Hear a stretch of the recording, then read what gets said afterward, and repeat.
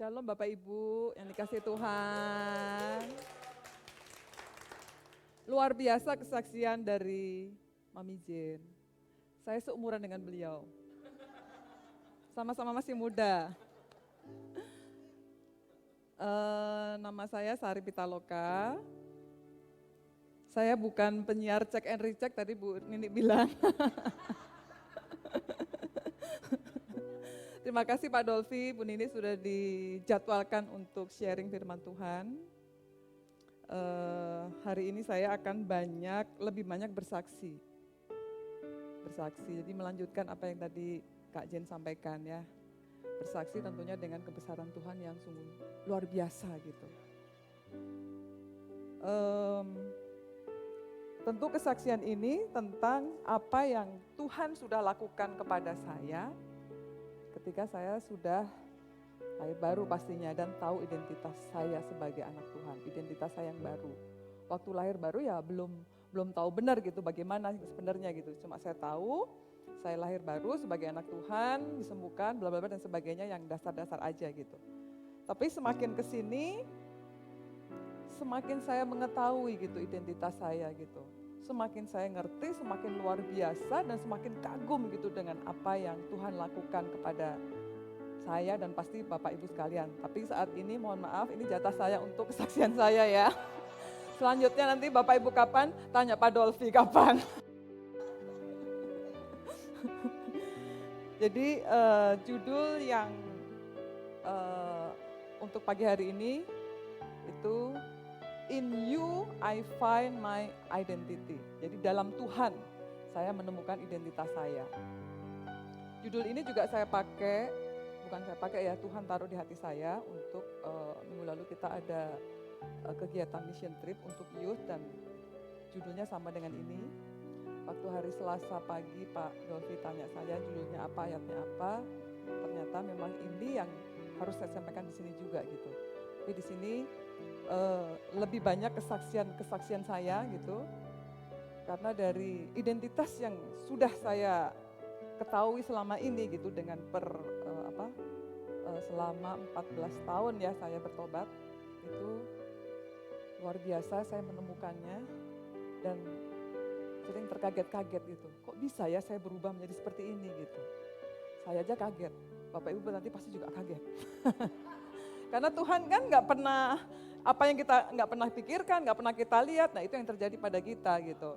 Saya nggak pernah terpikir dulu kalau dulu saya ternyata tuh bisa naik ke panggung, menyaksikan kebesaran Tuhan gitu. Yang saya pikir dulu saya naik panggung, presentasi, dapat proyek, dapat duit, belanja ini, belanja itu, pergi luar negeri gitu. Itu yang saya pikirin gitu. Tapi ternyata bukan itu Bapak Ibu. Ternyata bukan itu. Perlu waktu ya untuk supaya tahu gitu. Identitas kita dalam Tuhan Yesus. Kalau orang tanya dulu identitas kan biasanya kayak di KTP atau SIM gitu ya, nama, alamat, tempat tanggal lahir dan sebagainya. Tentang SIM juga dulu saya itu lahirnya besar, bodinya maksudnya. Bodinya besar, malah kata ibu saya waktu melahirkan, dulu kan belum ada USG, dipikir kembar. Karena perutnya gede banget gitu. Pas lahir 4,8 kilo. Makanya jadinya sekarang seperti ini. Gitu. Nah itu saya waktu itu juga nggak masuk TK karena badan saya gede gitu. Umur 5 tahun udah gede, makanya ibu saya nanti kalau masuk TK dikiranya kamu bodoh, nggak naik kelas atau apa gitu. Jadi langsung masukin ke SD. Jadi saya dari sisi badan tumbuhnya lebih cepat gitu. Terus SMP kelas 3 gitu saya udah belajar naik motor. Pengen belajar naik mobil tapi kuncinya diumpetin bapak saya terus. Naik motor, boncengan sama adik saya gitu kan nggak punya SIM ya. Saya tidak punya identitas saya tidak punya hak sebetulnya untuk naik motor gitu. Nah di Heni mungkin tahu, mana Bu Heni? Di itu Pasar Kembang kalau di Solo, saya dari Solo sama dengan Bu Heni. Itu saya boncengan sama adik saya naik motor, nggak punya SIM, nggak pakai helm. Waktu itu masih baru pertama-tama jalur helm gitu. Kan ketika kita nggak ada, saya sebutnya di situ sini sebagai identitas saya gitu.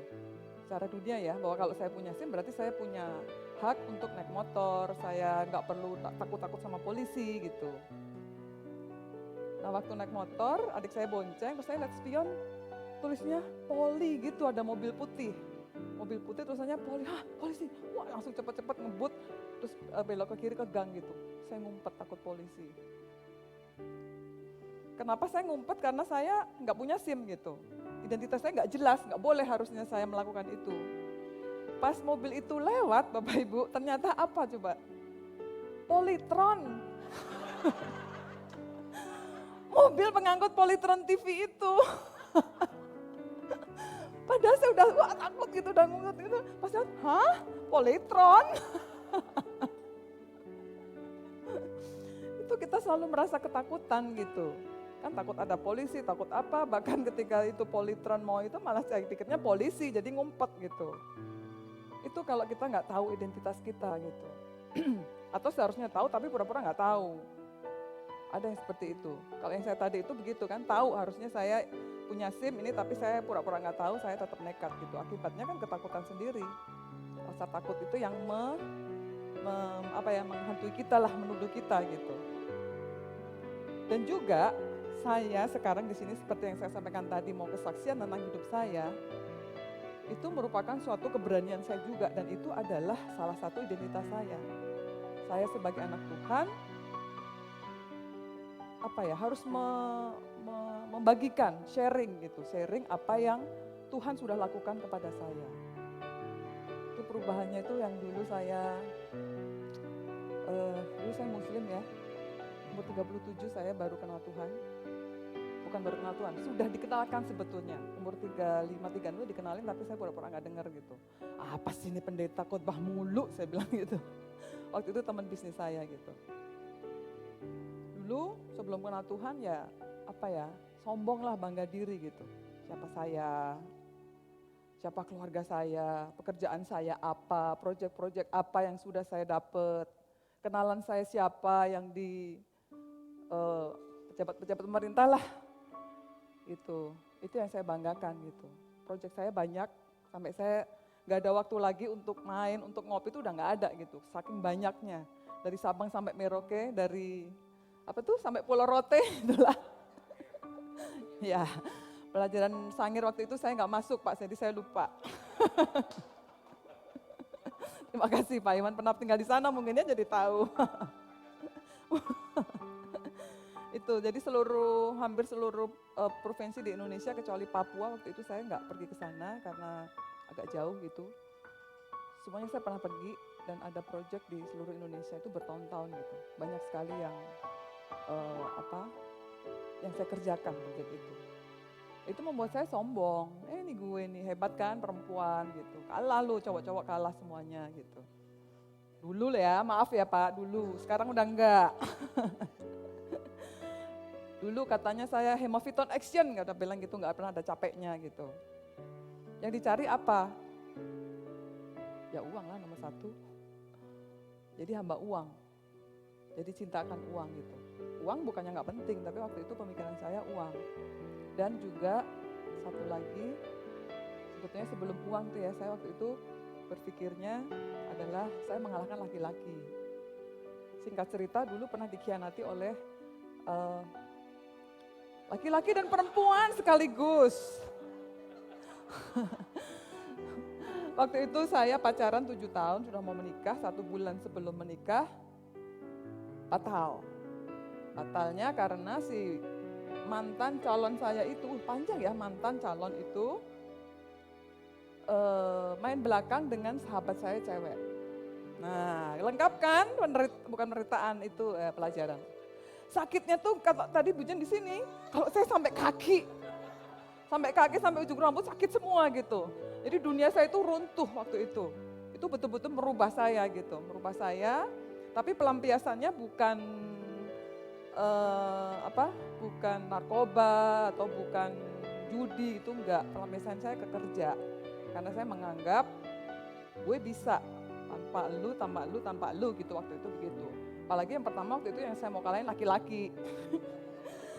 Cuma begitu gue bisa lebih dari kamu gitu. Itu yang saya tertanam di sini, kepahitannya seperti itu. Itu satu. Yang kedua, karena tadi juga ada wanita kan yang nyakitin, jadi saya pikir semua orang itu sama kecuali keluarga saya gitu. Jadi kalau ada orang deketin, kuda-kuda udah langsung saya pasang gitu. Misalnya ada yang telepon pun, Sari kamu di mana?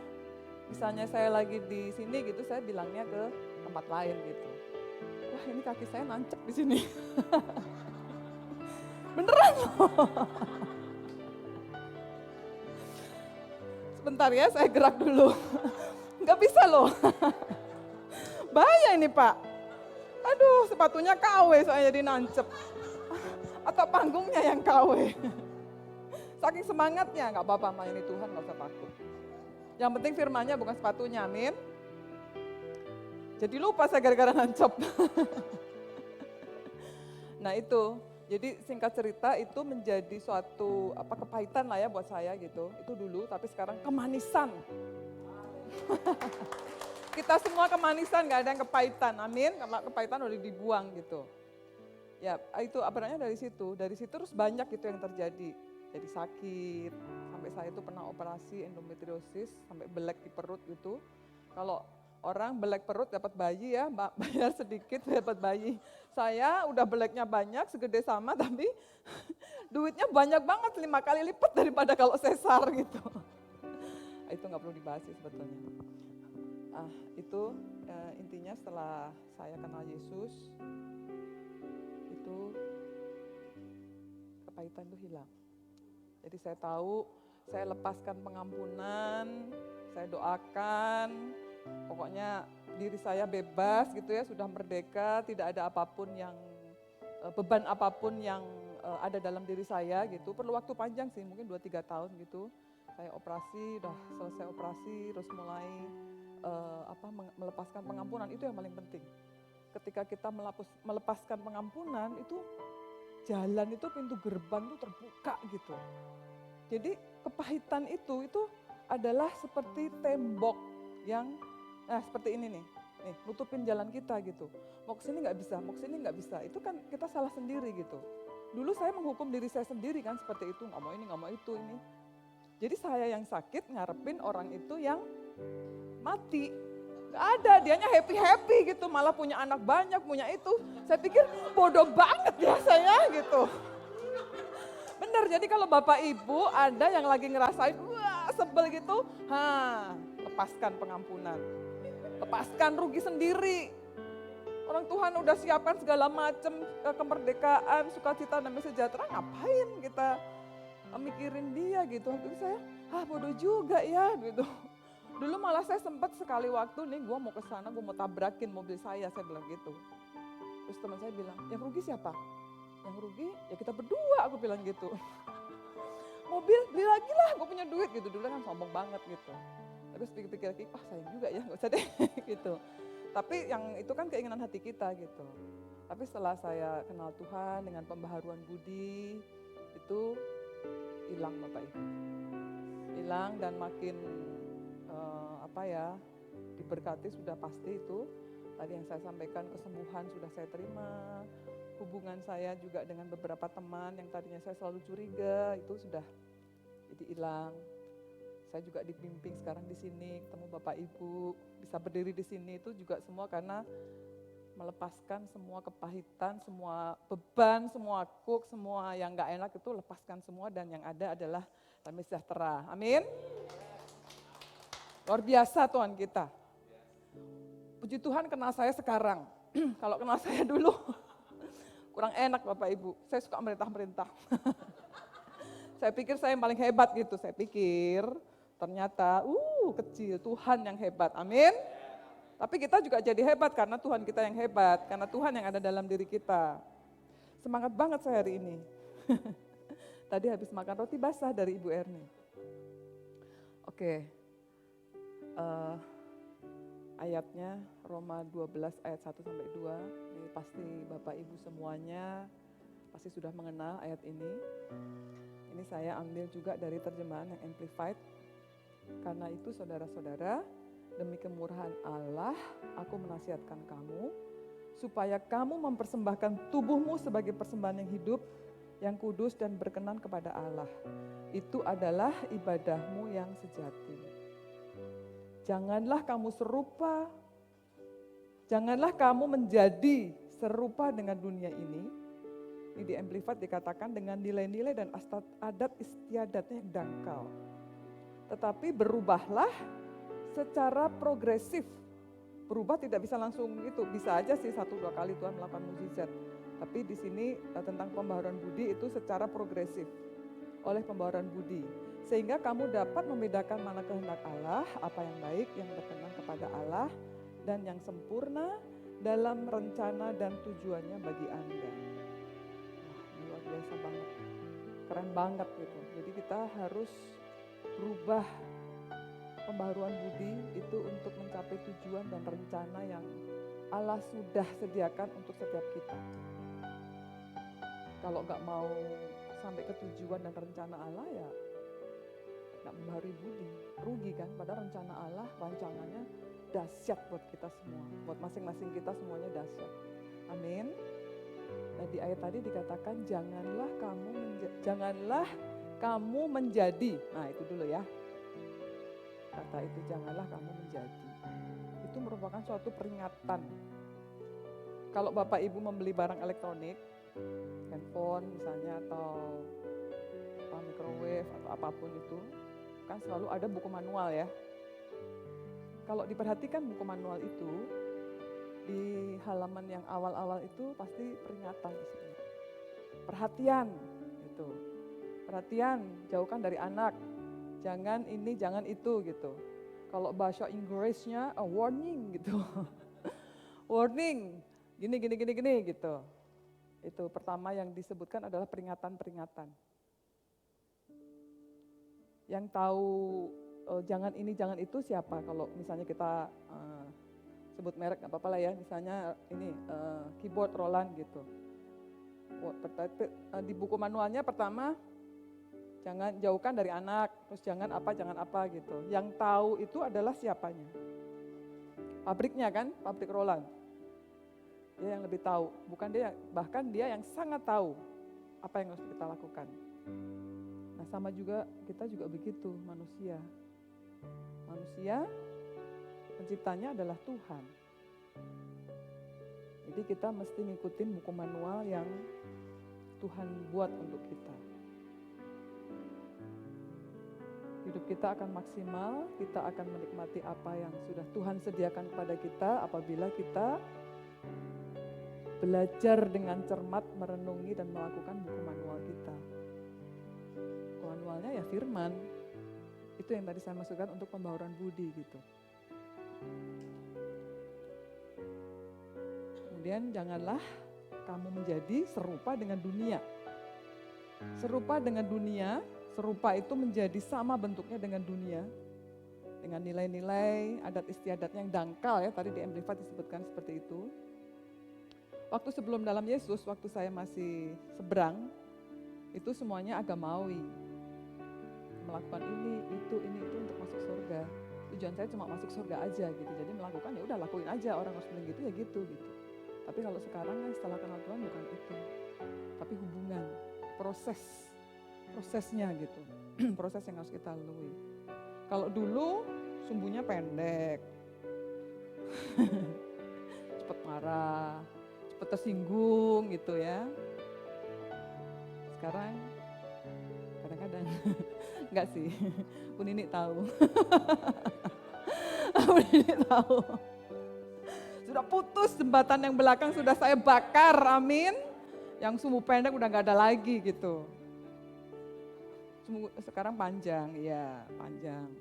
Di Yakobus 1 ayat 19 ya dikatakan begini. Hai saudara-saudara yang kukasihi, ingatlah hal ini. Setiap orang hendaklah cepat untuk mendengar. Cepat untuk mendengar. Lambat untuk berkata-kata dan juga lambat untuk marah. Ini identitas kita. Ini yang harus kita lakukan gitu. Jadi cepat mendengar, lambat berkata-kata, lambat untuk marah. Tapi kalau saya yang dulu, tentunya lawan katanya. Kalau lawan katanya, Sari yang dulu itu lambat untuk mendengar. Kalau orang ngomong apa saya nggak mau dengerin, siapa lu, gue bisa cari sendiri gitu. Kalau dulu saya prinsipnya begini, kalau kamu nasihatin saya berarti kamu harus hidupin saya gitu. Kalau enggak, enggak bisa. Saya bisa sendiri gitu. Sombong banget pokoknya dulu Bapak Ibu. Udahlah, beneran itu saya kalau ingat dulu, iya kok saya bisa kayak gitu ya. Ada orang yang kasarnya senggol bacok, gitu loh. Ya itu tadi, karena pengalaman masa lalu yang nggak enak gitu. Jadi saya nggak mau itu terjadi lagi. Ketika itu terjadi, saya udah janji sama diri saya sendiri, tidak akan pernah terjadi lagi. Nggak akan ada orang yang bisa menyakitin saya gitu. Itu yang jadi motivasi saya waktu itu. Gitu. Senggol bacok, nah itu Puji tahu tuh senggol bacok. Jadi kalau lawan kata dari Yakobus 1:19 tadi, lambat untuk mendengar, cepat untuk berkata-kata, dan cepat untuk marah.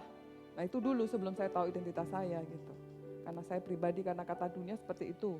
Apalagi dulu masih percayakan dengan apa itu namanya? Zodiak, dengan sio, primbon gitu. Masih hari baik, hari nggak baik. Mau pergi ke Jakarta naik pesawat aja harus dihitung dulu, hari baik nggak gitu, nggak baik nggak jadi gitu. Dulu seperti itu. Kayaknya juga ada sih dulu yang seperti ini di sini. Tapi itu dulu gitu. Dan tadi juga dikatakan adat istiadatnya yang dangkal. Nah, itu tadi, dulu saya suka ke dukun, orang pinter, cari jimat, terus dimandiin gitu pakai kembang. Mandi kembang 7 rupa, terus beli minyak apa gitu namanya mahal. Terus ke orang pinter dimandiin, nanti bajunya dilarung di sungai. Saya pernah ngalamin itu Bapak Ibu. Beneran, pernah itu dulu. Buang ke laut, udah pokoknya banyak deh gitu. Kasih jimat, jimatnya masukin ke dompet supaya bisnis saya lancar gitu. Ada juga yang jimat itu dikasih terus ditaruh di belakang jam dinding. Kan jam dinding ada baterainya, jadi baterainya hidup, jadi dia hidup. Katanya seperti itu dulu. Konyol sih, tapi kok saya juga percaya sih dulu. Itu saya melalui gitu hal-hal yang semacam itu. Tapi kalau tadi saya sampaikan ada jimat di dompet gitu ya, benar. Misalnya dapat proyek 100 juta misalnya ya. Oh ya dapat 100 juta, 200 juta, wah banyak gitu, makin. Jadi saya kan percaya gitu dengan saya punya jimat itu. Waktu awal-awal terima Tuhan Yesus kan Bapak rohani saya bilang harus dilepaskan itu semua syariat kayak gitu. Langsung nggak saya lepaskan? Enggak, saya ragu.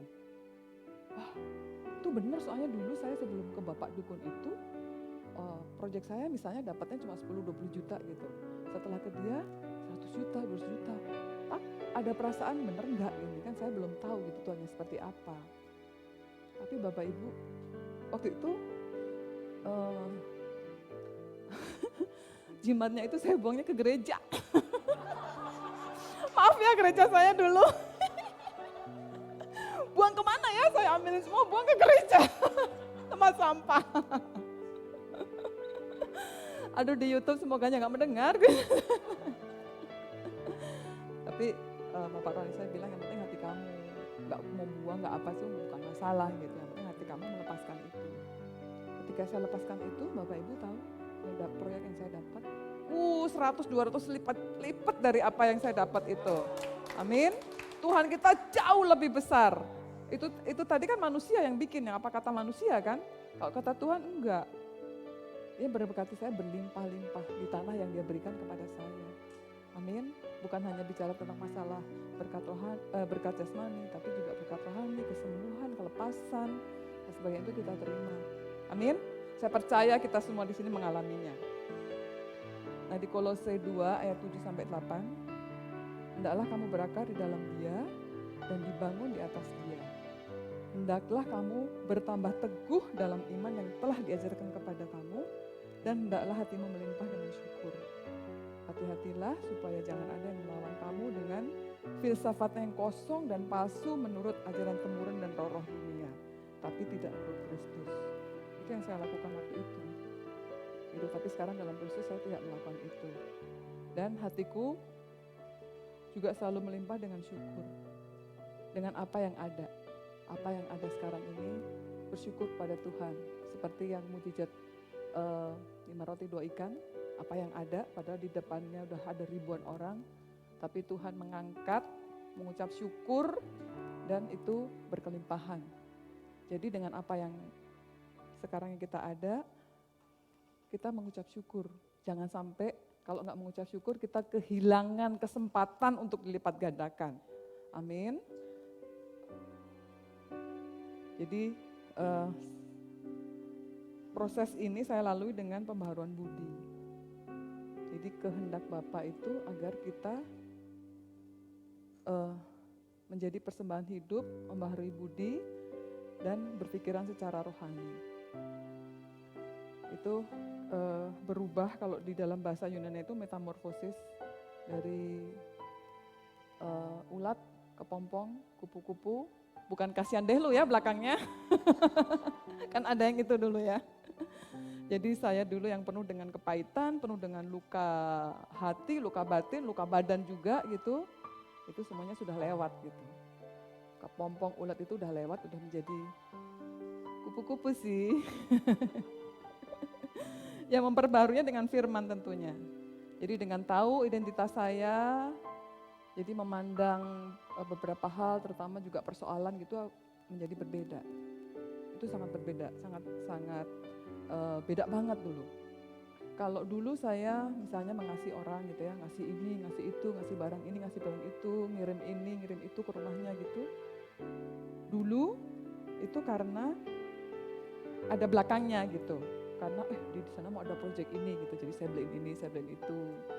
Dia misalnya dia sakit, rumah sakit ini, datengin ini. Jadi apa yang saya lakukan itu ada buntutnya gitu loh. Karena ini, karena itu gitu, karena dia istrinya ini, karena dia anaknya itu gitu. Kalau sekarang udah enggak. Kalau sekarang saya mengasihi ya karena kasih Tuhan yang sudah ada pada diri saya. Kasih yang agape, yang tidak bersyarat. Dan itu rasanya beda banget gitu. Kalau dulu, kalau kita ngasih apa gitu, belum dapat proyek, kok belum dapat sih? Udah gue beliin tas mahal-mahal, kenapa enggak ini gitu. Hatinya ngeluh, jadi kan gak ada ucapan syukur gitu. Kadang-kadang, awas ya, kalau misalnya dia sakit, rasain lu kualat sama saya gitu. Dulu seperti itu, sumpahin gitu, aduh. Itu masa-masa masa-masa kelam. Makanya itu saya bisa saksikan di sini, nggak malu gitu, buat apa malu? Karena yang saya saksikan adalah kebesarannya Tuhan gitu, merubah apa yang nggak baik waktu itu. Itu juga berkatnya teman-teman semua juga, saya belajar banyak dan masing-masing kita belajar gitu. Kemudian, nah ini. Apakah yang terpikir kalau melihat gambar ini? Apa Pak? Lebaran. Rengginan isinya. Nah bapaknya nggak ada, bapaknya kemana gitu. Banyak pertanyaan kan setelah ada ini gitu. Terus isinya roti atau kerupuk atau rengginan atau apa gitu ya. Tapi saya bukan itu sih yang saya mau sampaikan. Tentang metamorfosis tadi. Ini anggap aja saya, itu kan lagi makan di meja makan ya. Makan di meja makan bertiga. Nah itu metamorfosisnya tiga tahap kan tadi, dari ulat, kepompong, dan menjadi kupu-kupu gitu. Nah ini dari sini saya menggambarkan saya dulu seperti apa, ibarat makan di meja gitu. Seperti itu bertiga, misalnya saya si cewek yang kecil tuh. Jadi makan bareng di situ. Kalau dulu ada orang yang ganggu saya, si cowok yang kecil itu akan ngambil roti gitu, saya langsung, weh jangan ambil, awas kamu ya gitu. Bisa jadi piringnya itu saya lemparin, piring dia gitu. Kalau dia masih usil lagi, taplak mejanya saya tarik gitu. Atau mejanya kalau perlu saya balikin dulu. Itu tahap awal, dulu lah sebelum kenal Tuhan Yesus ya. Setelah saya mulai kenal, mulai pembaharuan budi, mulai jadi kepompong, itu kalau ada orang yang ganggu, saya udah jangan ganggu, saya lindungin aja piring saya gitu. Piring yang cewek itu tadi saya ituin aja, udah nggak apa-apa. Kalau misalnya dia ganggu, udah urusin adalah dirimu sendiri, saya ngurus punya saya sendiri gitu. Itu tamanya seperti itu. Tapi setelah saya makin kesini, makin tahu pembaharuan budi ya di Roma 12 tadi, yang saya lakuin kalau ada orang yang ganggu, malah saya buka tangan saya. Buka, lu mau apa? Oh ya, jadi ambil aja kalau kamu mau gitu. Ya istilahnya sih pengampunan, terus kalau dia nyakitin apa saya udah nggak usah dibales, nggak usah apa gitu. Jadi itu diri identitas diri kita yang baru seperti itu. Intinya adalah kasih yang dari Tuhan. Roh Tuhan yang ada dari kita, yang ada dalam diri kita itu memampukan kita untuk apapun yang terjadi, nggak usah sumbu pendek tadi lagi, tapi kita saling mengasihi, saling mengampuni gitu. Prosesnya nggak gampang sih, nggak gampang, dan seringkali saya juga, kok saya bisa ya melewati itu gitu. Kok teman-teman saya yang lama dulu pasti lihat saya kayak gini, nggak salah lu, salah makan apa lu, gitu. Itu ya, itu kongguan tadi ya, jadi bukan karena nyari bapaknya di mana, terus isinya rengginan dan sebagainya, bukannya. Kalau lihat itu, ingat bahwa Tuhan merubah kita itu dengan proses secara progresif. Dan akhirnya proses itu pasti luar biasa. Amin. Nah, diberkati berkat rohani. Jadi ketika kita tahu identitas kita dalam Tuhan itu, kita sudah diberkati dengan berkat rohani. Efesus 1 ayat 3, terjemahan sederhana Indonesia, ini bagus sekali.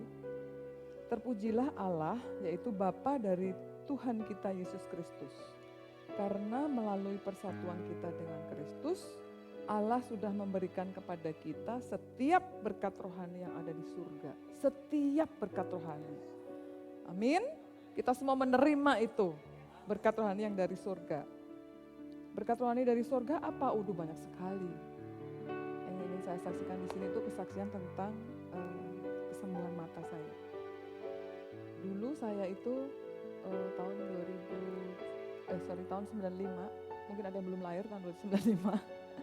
Itu saya pernah operasi estimer laser mata satu aja, jadi dulu minusnya 6,5 sama 4 yang sebelah kiri. Udah operasi, tapi baru operasi satu kali, waktu itu saya sudah bayar 2, tapi baru satu kali, sakit banget, rasanya kayak kelilipan duren Bapak Ibu. Jadi saya memutuskan yang satu lagi saya nggak mau gitu, jadi hanya satu. Jadi waktu itu yang satu pakai softland, tapi 2-3 tahun kemudian balik lagi minusnya balik lagi, dan saya pakai softland. Kamu pakai kacamata kan, jadi saya pakai softland dari tahun 95 sampai dengan 2011 lah kira-kira. 2011 atau 2012 itu pakai softland yang setiap hari ganti sebetulnya. Tapi ternyata satu hari saya bangun tidur, mata saya nggak bisa dibuka. Saya nggak dibuka, kalau mau buka harus begini dulu yang satu, yang sebelah kiri waktu itu. Singkat cerita itu ternyata softland yang nggak bersih gitu. Padahal saya setiap hari ganti softland itu. Nggak bersih ya nempel jadi banyak luka-luka gitu, luka-luka titik-titik. Tapi waktu itu dokter di Jakarta bilang kalau mata kamu sudah rusak, dia bilang gitu. Mata kamu sudah rusak, jadi kamu harus memasang lensa di kiri kanan.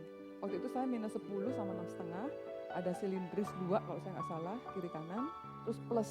Jadi udah pakai softland, pakai kacamata, udah pokoknya tentang mata itu saya borong semuanya waktu itu. Tapi saya ya mengimani kan bahwa kesembuhan sudah ada dalam diri saya. Dan waktu itu Tuhan ingatkan di Musa. Musa itu umurnya 120 tahun tapi pandangan mata itu masih tajam gitu.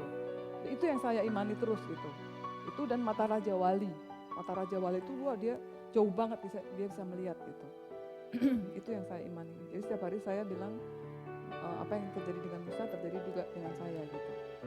Singkat cerita, akhirnya saya nggak percaya dengan dokter di Indonesia. Waktu dia ngomong harus pasang lensa, saya nggak percaya. Maaf ya Pak Dokter, bukan Pak Dokter gigi, lo dokter mata. Nanti saya ditunggu di situ. Kemudian itu hampir 6 bulan setelah diobservasi dan sebagainya, akhirnya laser di Singapura. Dan luar biasanya dokter itu bisa membuat mata saya yang kanan melihat jauh, mata kiri saya untuk baca. Jadi saya nggak perlu pakai kacamata lagi, nggak perlu pakai softline lagi. Luar biasa ya Tuhan kita, amin. Saya juga nggak menyangka gitu, kok ada ya dokter memang bisa begitu gitu. Ya waktu itu dia kasih 2 alternatif. Alternatif yang pertama, dua-duanya 0, minus 0, bukan minus 0 ya, 0. Pokoknya sehat sempurna gitu, 0. Nah, pakai kacamata baca gitu, baca tapi itunya sedikit aja. Atau alternatif kedua, yang satu lihat jauh, satu lagi lihat deket. Tapi kalau misalnya ada presentasi gitu, harus pakai kacamata minusnya setengah atau nyetir malam. Saya pikir itu yang alternatif terbaik gitu, karena saya kan nggak perlu lagi kacamata. Jadi hemat, nggak keluarin dana buat beli kacamata dan softland. Itu luar biasa kan Tuhan menyembuhkan gitu. Tadinya waktu saya nggak bisa melek itu ada kali seminggu. Ada kali seminggu itu saya protes juga gitu sama Tuhan. Kok mata saya begini ya Tuhan, saya lagi banyak pekerjaan, nggak bisa ini, nggak bisa itu. Jadi sempat juga dulu mengeluh gitu. Sempat ngeluh kok gini, meskipun ingat Musa, oh ya Musa 120 tahun gitu ya. Tapi saya tetap ada ngeluhnya, kok begini sih, kok begitu sih gitu. Nah dari situ saya bisa mengambil pelajarannya begini. Ketika ada suatu hal yang gak enak terjadi dalam diri kita, jangan ngeluh. Jangan ngeluh. Dari hal yang gak enak tadi itu Tuhan bisa pakai. Tuhan pasti berbuat yang baik untuk kebaikan kita gitu. Waktu itu sih memang pasti itu salah saya gitu ya, mungkin gak bersih atau mungkin kelamaan gitu pakai softland. Jadi bukan salah Tuhan. Waktu saya keadaannya gak enak itu ya salah saya sendiri gitu. Tapi dari situ Tuhan pakai untuk menyembuhkan saya gitu sampai akhirnya sembuh. Itu berkat rohani yang dari surga yang saya terima. Kemudian kalau tadi saya sampaikan, saya sampai jam berapa ya Pak? Hah? 12 malam. Kalau kesaksian tentang Tuhan tuh rasanya nggak pengen berhenti. Kebesaran Tuhan luar biasa yang dikerjakan dalam hidup saya dan Bapak Ibu semua. Saya jadi itu ingat proses untuk burung Raja Wali. Raja Wali itu burung yang paling tua ya, maksudnya bisa berumur sampai panjang gitu. Normalnya dia bisa hidup sampai dengan 40 tahun. 40 tahun, kalau misalnya dia mau hidup lebih panjang lagi bisa sampai 70 tahun. Tapi ketika sampai ke umur 70 tahun itu dia harus ada proses yang harus dia lalui si Raja Wali. Kan kalau udah tua dia punya sayap tebal, terus paruhnya panjang, kukunya panjang gitu. Jadi terbangnya kurang cepat, nangkap mangsanya kurang nah gitu, apa namanya itu? Ya gitulah. Itu. Ketika dia mau untuk berumur lebih panjang, dia itu mesti diam di bukit dulu. Biasanya sih menyendiri lah intinya begitu. Menyendiri, di situ dia ada 3 hal yang dia lakuin. Itu pertama dia cabutin dulu dia punya kuku. Pakai paruhnya cabutin gitu. Cabutin kan sakit. Cabutin. Waktu itu. Kemudian yang kedua dia juga cabutin dia punya bulu. Dia punya bulu-bulu cabutinnya pasti ada rasa sakit gitu. Yang terakhir dia punya paruh tuh dipukul-pukulin ke batu supaya patah dan supaya tumbuh lagi paruh yang baru. Ya, jadi kukunya tumbuh baru, mencengkeram mangsa lebih kuat itu. Dan dia tuh kalau mencengkeram mangsa dia ambil, dia nggak pernah makan di bawah loh, dia angkat ke atas. Gitu. Jadi kalau ada masalah apa kita tanyanya ke Tuhan aja, jangan diupuk-upuk sendiri di bawah gitu, amin. Kita bawa ke Tuhan, fokus sama Tuhan gitu, masalah itu buat Tuhan nggak ada, sudah selesai semuanya, amin. Dan juga tadi dia punya sayapnya kan jadi lebih ringan, jadi terbangnya lebih tinggi. Ada proses yang si Raja Wali itu harus jalani gitu. Nah, itu sih sangat menguatkan saya, jadi ketika ada pergumulan atau apa kan nggak bisa dihindari ya, itu lebih kuat gitu dengan Tuhan. Amin. Diberkati dengan berkat rohani. Oke, kemudian selanjutnya itu kita memiliki pikiran Kristus. Di 1 Korintus 2 ayat 16, terjemahan Amplified juga, Karena siapakah yang mengetahui pikiran dan tujuan Allah sehingga dapat mengajarnya? Tetapi kita memiliki pikiran Kristus untuk dibimbing oleh pikiran dan tujuannya. Di Amplified dikatakan begitu. Luar biasa kan? Dibimbing dalam pikiran dan tujuannya.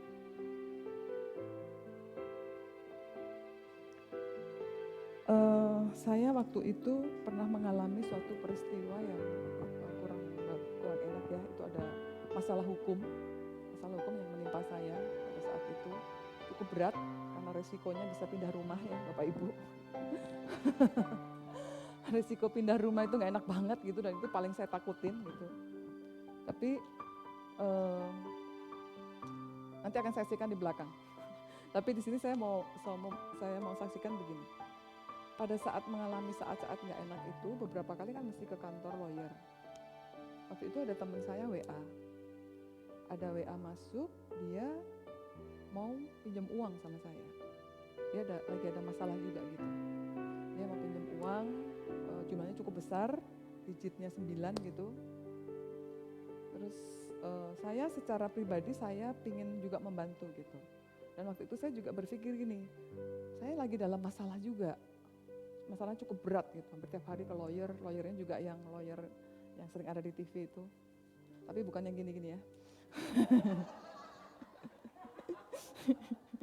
Itu lagi saya meeting di kantornya, dia terus-terusan gitu WA.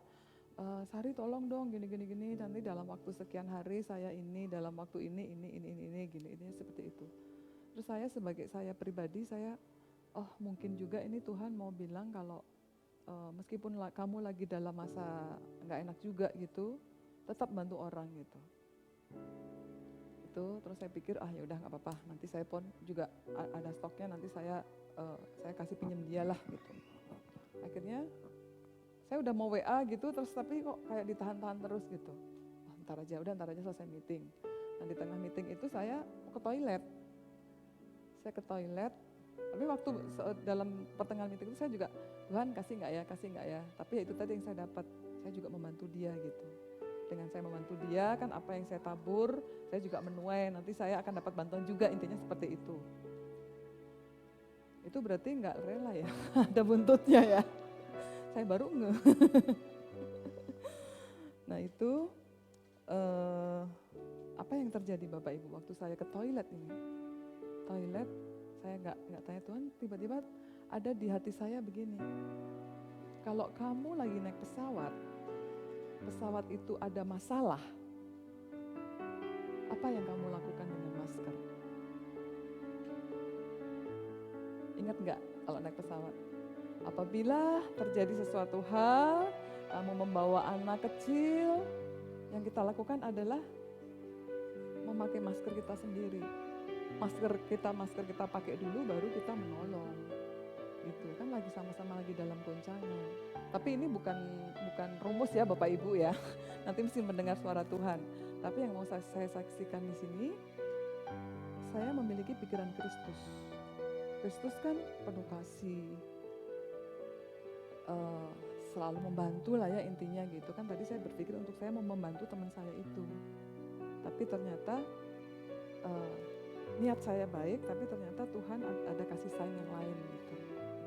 Oke, akhirnya setelah saya mendapat itu, iya yang ada kan damai sejahtera. Jadi saya tidak jadi meminjamkan sejumlah dana untuk orang itu. Dan akhirnya yang saya tahu adalah dia akhirnya minjem kepada teman yang lain yang katanya mau kembaliin 1-2 bulan. Yang terjadi adalah kembaliinnya 1-2 tahun dan hubungan jadi nggak enak gitu. Itu saya belajar, rupanya seperti ini gitu. Jadi dengan memiliki pikiran Kristus, kita juga berpikir seperti Kristus dan kita juga mendengar apa kata Tuhan. Itu tiba-tiba muncul seperti itu. Saya juga heran gitu, baru masuk toilet itu langsung seperti itu. Luar biasa ya Tuhan kita ya. Amin. Dalam hal kita nggak lagi tanya Tuhan ini gimana gitu, enggak gitu. Tapi ketika kita mempunyai pikiran Kristus yang mengasihi dia, ingin ingin berbuat yang baik, benar gitu, Tuhan akan kasih tahu, main ini loh nak, keputusan yang mesti kamu ambil seperti ini gitu. Itu dan luar biasanya dikasihnya seperti itu gitu, perumpamaan. Saya sering sih mendapatkan suara Tuhan melalui perumpamaan. Kalau saya sharing semua di sini, pulangnya besok jam 12 siang. Kasihan. Begitu, dahsyat Tuhan kita. Kemudian dalam diri kita, dalam identitas kita itu ada Allah yang setia. Allah yang setia. Ibrani 13 ayat 5. Aku, Tuhan, ini sekali-kali tidak akan membiarkan engkau dan aku sekali-kali tidak akan meninggalkan engkau. Nah, ini yang saya sampaikan tadi tentang masalah hukum yang saya jalani waktu itu tahun 2015. Itu ibaratnya kaki saya yang satu itu udah mau pindah rumah gitu. Yang satu masih ada di sini, tinggal apa yang mesti saya lakuin. Tuhan tidak pernah meninggalkan saya, tidak pernah meninggalkan saya dan Bapak Ibu sekalian. Ketika waktu itu memang kan saya sendiri gitu.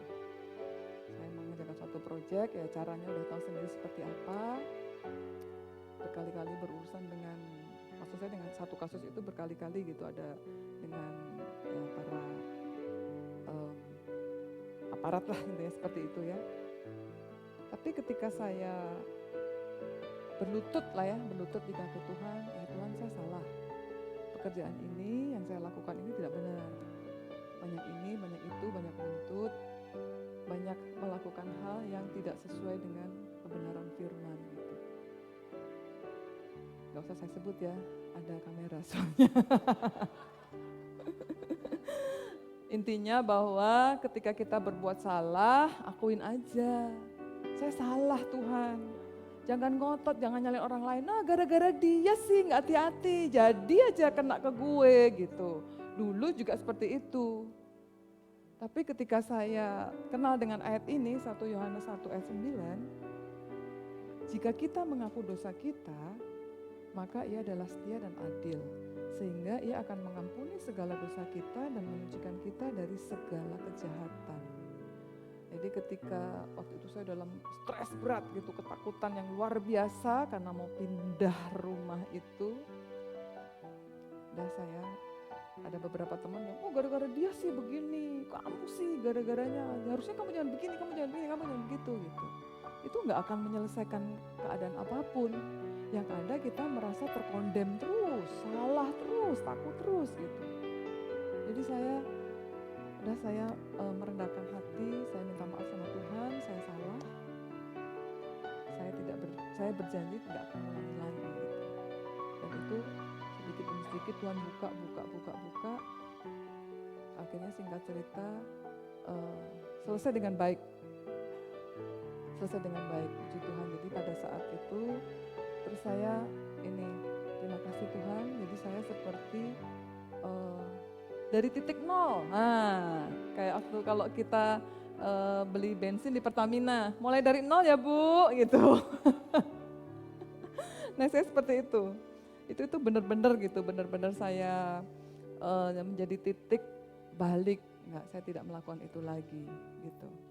Gampang enggak? Enggak, karena godaannya besar. Duitnya banyak di situ, gampang cari uang. Tapi kan bukan itu. Hidup bukan hanya dari roti, tapi dari firman Allah yang hidup. Amin.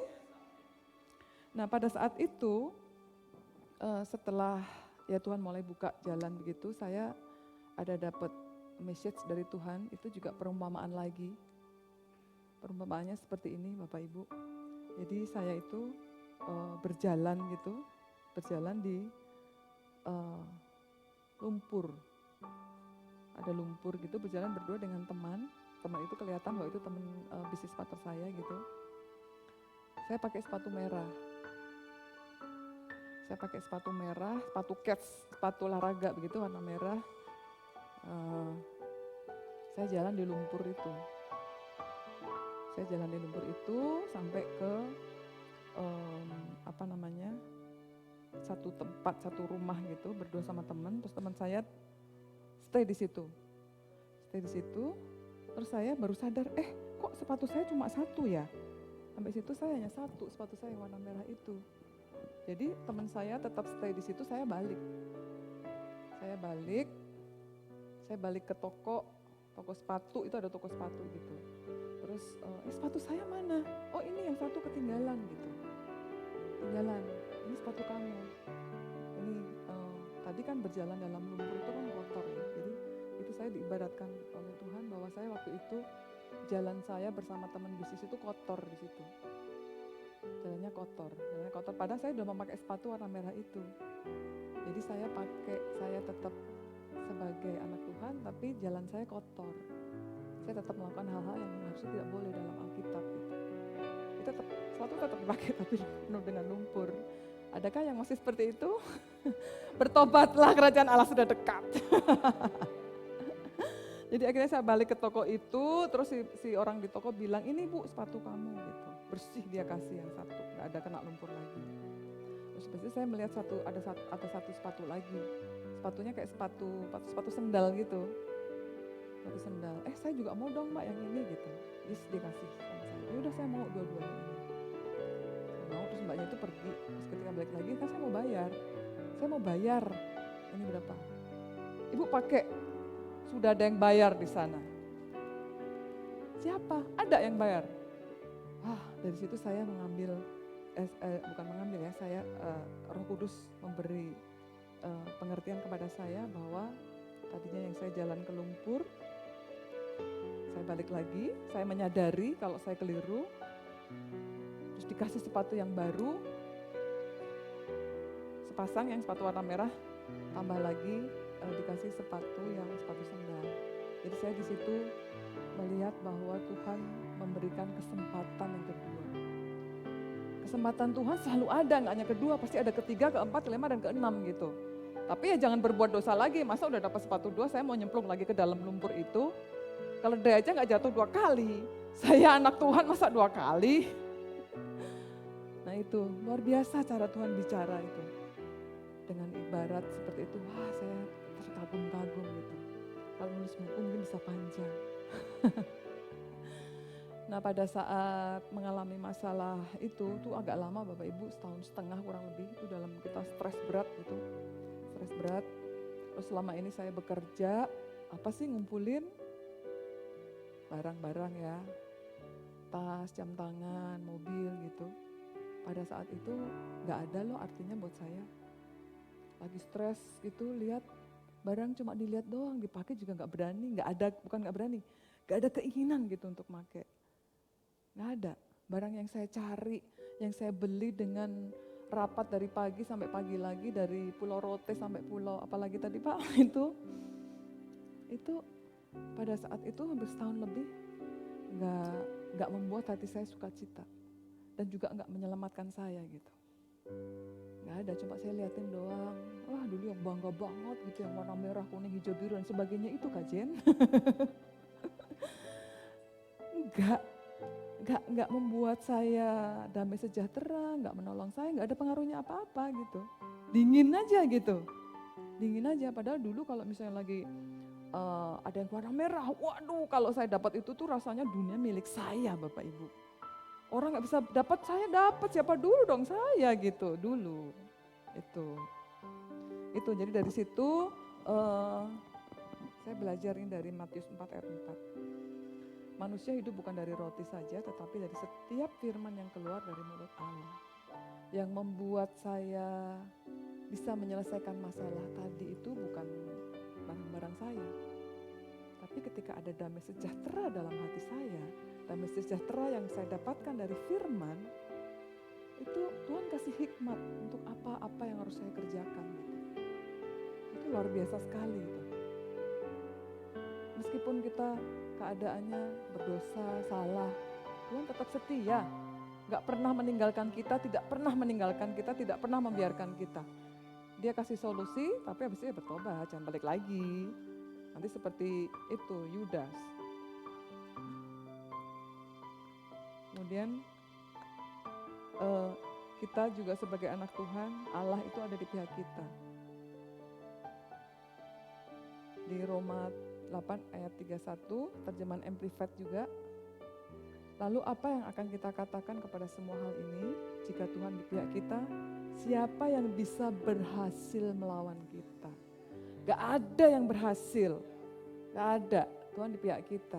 Itu identitas kita seperti itu, Tuhan itu ada di pihak kita. Gak pernah membiarkan, gak pernah meninggalkan, selalu di pihak kita. Luar biasa banget Tuhan kita itu. Kalau mau cerita identitas Pak, itu tadi besok jam 12 siang baru selesai. Jangan sampai kita itu ditakut-takutin gitu. Karena Allah udah di pihak kita ya jangan mau ditakut-takutin. 1 Timotius 1 ayat 7, Amplified lagi. Karena Tuhan tidak memberi kita roh penakut atau kepengecutan malah ya, atau ketakutan. Tetapi Dia telah memberikan kita roh kekuatan dan cinta dan penilaian yang baik, disiplin pribadi.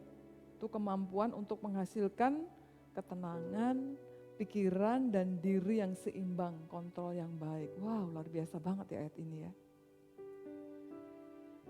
Bukan roh ketakutan, seringkali kita merasa takut. Saya ada baca survei ya, memang beberapa agak berbeda. Tapi yang kemarin saya coba baca itu, survei orang-orang yang ketakutan.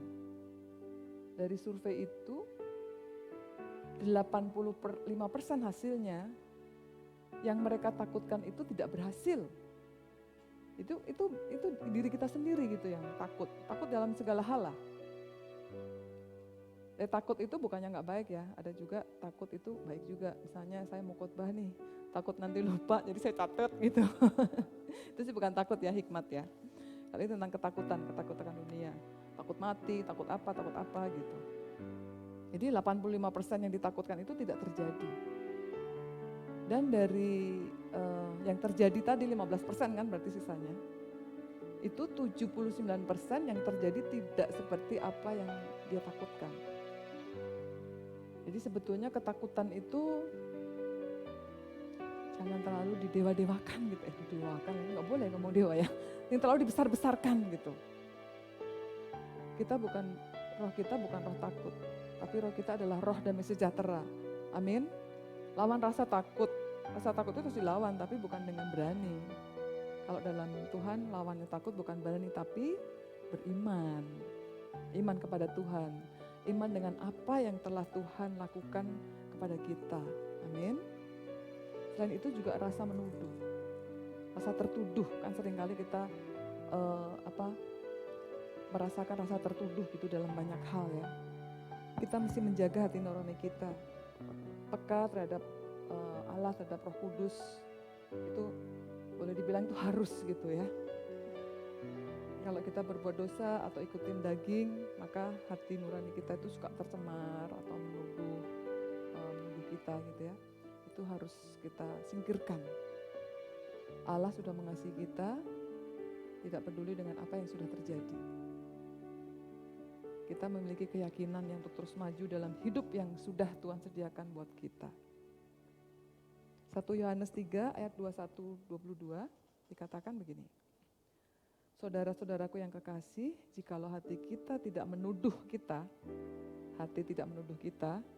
maka kita mempunyai keberanian percaya untuk mendekati Allah. Kita mempunyai keberanian percaya untuk mendekati Allah.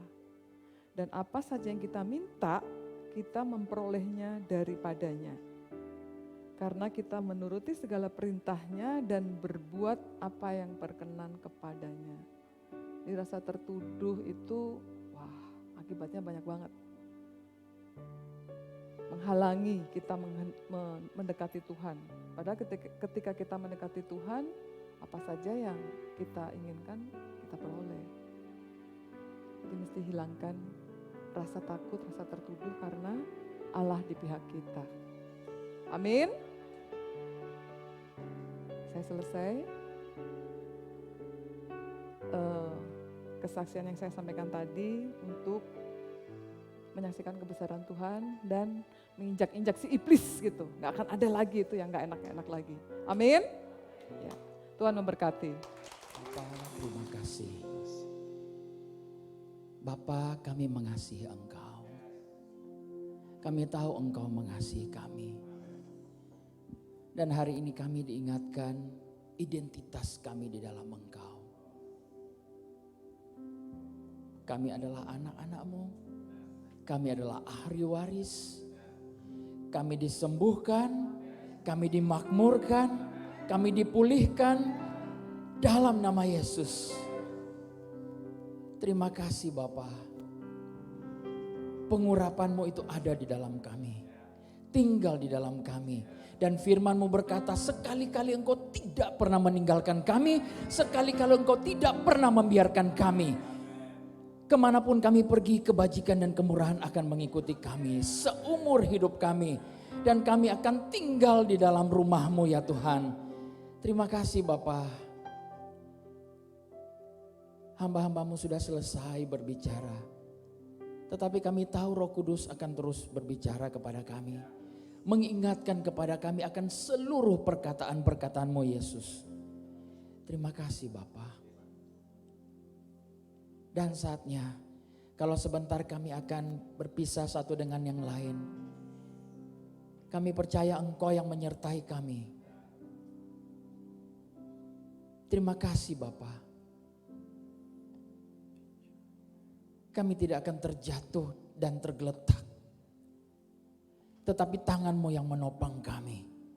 Tangan yang kuat, yang kokoh itu menopang kami.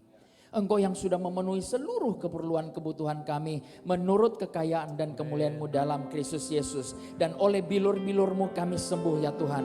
Penjagaan perlindungan-Mu sempurna bagi anak-anak-Mu ya Bapa.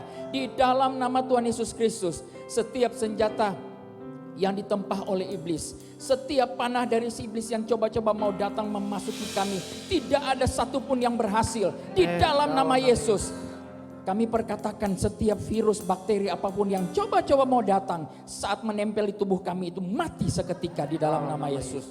Terima kasih Tuhan. Anak-anak-Mu dijaga, dilindungi. Penjagaan perlindungan-Mu sempurna bagi kami sekeluarga ya Bapa. Terima kasih Tuhan. Kami tetap sehat dan kuat karena kami ada di tanah Goshen. Kami hidup tinggal di dalam kerajaan Allah. Terima kasih Bapa. Dan saudara-saudara kekasih, pergilah pulang. Bawalah damai sejahtera dari Allah Bapa. Damai sejahtera yang melampaui segala akal, memenuhi hati dan pikiranmu. Cinta dan kasih sayang dari Tuhan Yesus Kristus, penyertaan, penjagaan, perlindungan, hikmat dari Allah Roh Kudus menyertai kita semua mulai sekarang, mulai hari ini sampai Maranatha Tuhan Yesus datang pada kali yang kedua. Di dalam nama Tuhan Yesus Kristus kami berdoa. Haleluya. Amin.